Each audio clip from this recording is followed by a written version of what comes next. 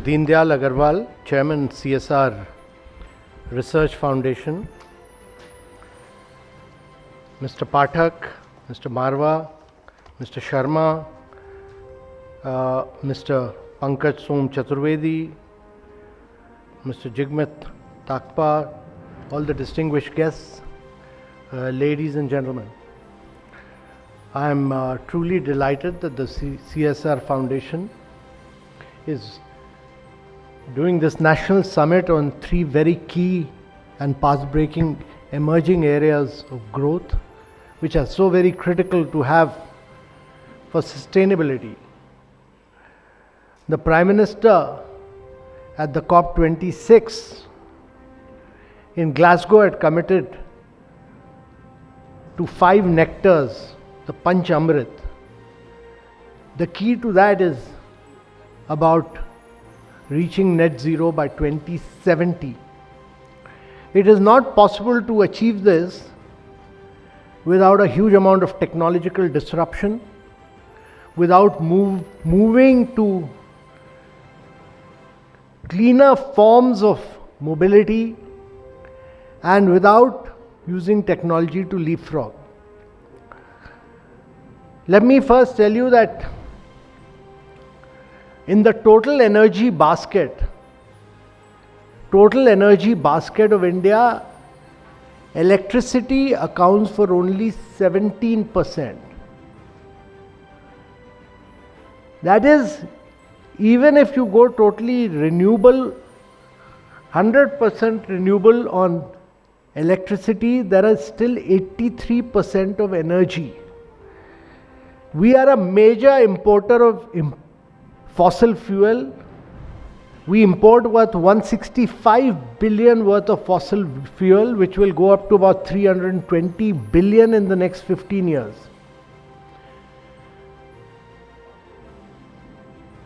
So the Prime Minister in his Independence Day address from the ramparts of Red Fort had also said that India will become independent of fossil-free imports by the time it becomes 100 in 2047. So that while electricity is 17% of energy, 83% of energy is consumed in what is termed as the hard to abate sectors like refinery, like fertilizer, like steel, like long distance transport. In all these areas, it is not possible to clean them up with electricity, so we use coal and gas and other forms of energy. These are not cleaner forms of energy. So how do you clean up hard to abate sector, which is 83% of your energy, is the challenge. So there are 3 things which we are doing. One is we are pushing renewable, so electricity becomes renewable, but renewable has its own challenges. And the challenge is what is termed as the duck curve. What happened in California, that electricity, renewable, is produced during certain hours. If you are not able to store it, or if you are not able to use it for other purposes, there's a grid breakdown. So the duck curve takes place and there's a breakdown. So you are producing during peak hours, you are producing during certain hours, during daytimes, but the peak demand is during night time.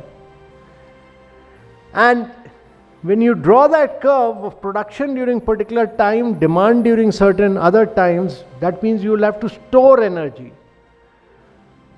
So one way is that you do it through storage systems. So push for battery storage. But battery storage is one way. The other is that you use renewable energy to crack water and produce green hydrogen and ammonia, and that becomes the cleanest form of energy. Today the price of hydrogen is about $4 per kilogram. Our challenge is to bring it down to $2 per kilogram by 2025 and bring it to $1 per kilogram by 2030. That is our challenge. How do we do this? So we are trying to do this by bringing in size and scale. And it's very important to understand that by 2026, when Europe puts its border tax, they will not allow steel to be imported which is not produced through green, which is not green steel. So you need green hydrogen to produce steel. All your steel which is produced in India is through coal. You will not be able to export it. So you have to produce green steel. We are the biggest user of grey hydrogen in our refineries. We use about 11% of the world's grey hydrogen in our refinery, which is based on imported gas, which we have to substitute it with green hydrogen. And then we produce fertilizers. Fertilizers in its liquid form will be ammonia. So our intention is that by 2030 we should not only be a major producer of green hydrogen but a major exporter of green hydrogen. Japan has just yesterday floated the biggest tender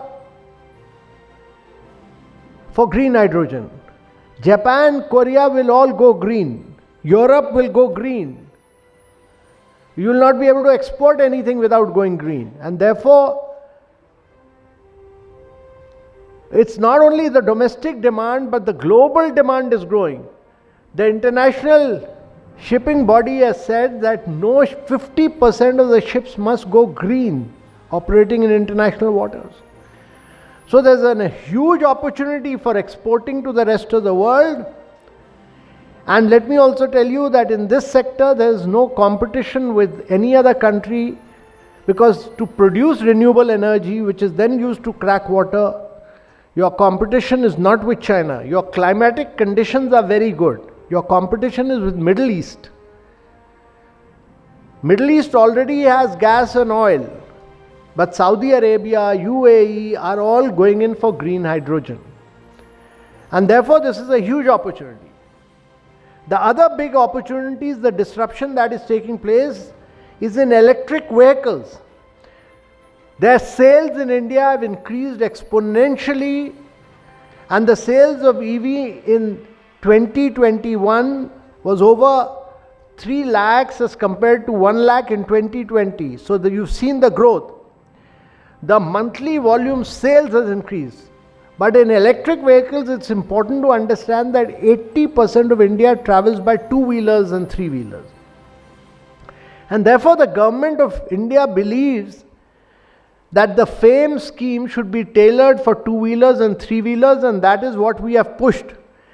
We have supported subsidizing two-wheelers, three-wheelers under the FAME scheme. We are pursuing a very aggressive policy for chargers, and transport sector is responsible for 14% of total CO2 emissions in India. And our attempt is that by 2025 in all major metros, all vehicles, two-wheelers and three-wheelers that sell because of economic reasons, because of lower prices, all of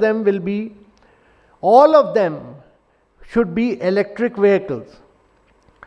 And therefore, in coherence with our target to have 50% of our energy requirements from renewable energy by 2030, the wheel-to-wheel emissions for EVs would reduce very substantially.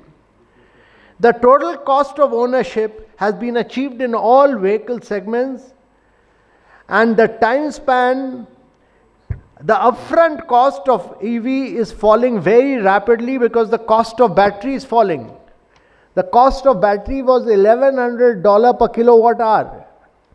It has come down to $136 per kilowatt hour, and we envisage that in the next 3 years it will come down to less than $100 per kilowatt hour. And therefore, Rapid technological innovation is driving the transportation revolution in the world. The other thing that is happening is that there are alternative ownership models which are emerging, like battery swapping, which was talked about in the budget by the finance minister. Battery swapping makes it possible to have your vehicle separately and battery separately. So battery can be interchangeable, interoperable, it can be charged. And therefore, I envisage that two-wheelers, three-wheelers will be the drivers, and we've also pushed for a biggest tender for 5,500 buses for 9 cities for buses. And that tender will also push for electric vehicles. What the government of India has done in addition to FAME 2 scheme is to have production linked incentive scheme for manufacturing of advanced chemistry cell battery, and we are supporting it with over 18,100 crores, and we expect that we had said that we'll support the first 50 kilowatt hour, the first gigawatt hour. We've got proposals for 130 gigawatt hour from Indian companies and foreign companies. And this will enable us to achieve the goal of Atmanirbhar Bharat by focusing on domestic manufacturing and reducing import dependence and making India a global leader in cutting edge areas of battery storage and electric mobility. So as I said, the battery swapping policy, which the budget I talked about, will be released by us in the next 3 months. And the battery swapping standards will also come out in the next 3 months. And battery as a service ecosystem will be critical for going forward. The budget has also proposed extensive usage of public transport based on electric vehicle and zero emissions of electric vehicles only zones in cities. So therefore, along with charging infrastructure, which will be included in harmonized list of infrastructure, there will be storage solution. I spoke to you about green hydrogen, which is enjoying unprecedented interest, and 24 countries have now drafted their policy. This will help us to decarbonize our industrial processes and economic sectors, where reducing carbons is very, very critical. Fertilizers, oil refining, heavy industry, steel, heavy duty transport. So two-wheelers, three-wheelers, four-wheelers will all be battery operated, but long distance transport, commercial vehicles, buses moving from city to city, it will be very difficult to manage them by battery, and therefore the long-term solution for that is green hydrogen. The best fuel for that in the long run will be green fuel. And therefore, why green hydrogen India is best suited is because in India the price of renewable has already fallen. It was 19 rupees when it had started, it had come down to 1 rupee 99 paisa. And this is unprecedented in the world. We can reap its benefit to produce green hydrogen at the cheapest prices in the world. And that should be used to propel our heavy duty vehicles like truck and long haul buses and make them zero emission. The challenges of reducing emissions from heavy vehicles then gets solved by green hydrogen, and in addition to that, it will solve the problem. Green hydrogen will solve the problems of refinery, fertilizer, steel. And that is why Japan and Korea want to go green. They feel that it's important to give a better quality of life to its citizens. But they cannot produce renewable at this price point which we can do. They do not have the land. They do not have the climatic conditions. We have the land, we have the climatic condition, we have entrepreneurship. And therefore, for India, renewable energy, we can be a champion. We can be a champion in the long run in green hydrogen, and we can be a global champion in the world of battery storage. All this we have tried to do. And make India the domestic manufacturing hub of battery storage through the PLI scheme, make India the center for solar PV manufacturing here, and make India the leader of green hydrogen. We have also released the national policy on biofuels, which aims to make India a world leader in the area of biofuels by taking forward the indicative target of achieving 20% blending of biofuels with fossil-based fuels and making it what we are terming it 20% by 2025 and by 100% by 2030. That is, that you should have flexi engines which can take biofuels. And Brazil actually, they use biofuels to run all their vehicles. So what will happen is, as a consequence of this,